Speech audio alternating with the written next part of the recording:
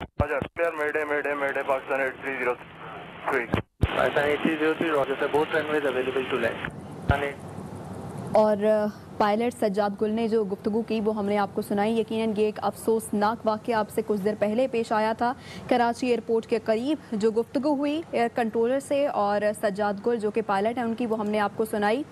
आपको बताएं कि कराची एयरपोर्ट के करीब लाहौर से आने वाला PIA का तैयारा आपसे कुछ देर पहले गिरकर तबाह हुआ। ज़राए के मुताबिक लाहौर से कराची आने वाली कौमी एयरलाइन की परवाज़ एयरबस C20 एयरपोर्ट के करीब गिरकर तबाह हुई। सिविल एविएशन ने इस बात की तस्दीक की है कि PIA की परवाज़ का लैंडिंग से 1 मिनट कबल का एयर ट्रैफिक कंट्रोल से राबता मुनक़ता हो गया था। वो गुफ्तगू अब से कुछ देर पहले हमने आपको सुनवाई भी।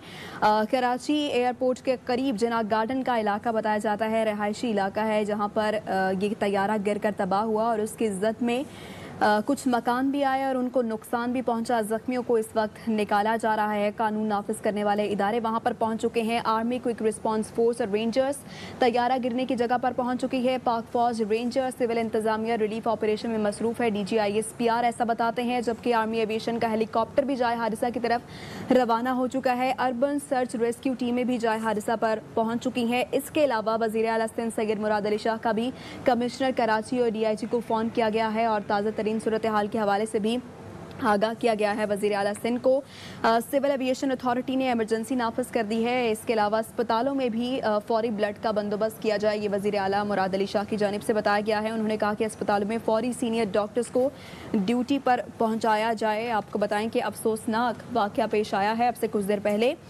कराची एयरपोर्ट के करीब लाहौर से ये परवाज़ आ रही थी। कराची तैयारा एयरबस C20 में 100 से ज़ायद मुसाफिर मौजूद थे।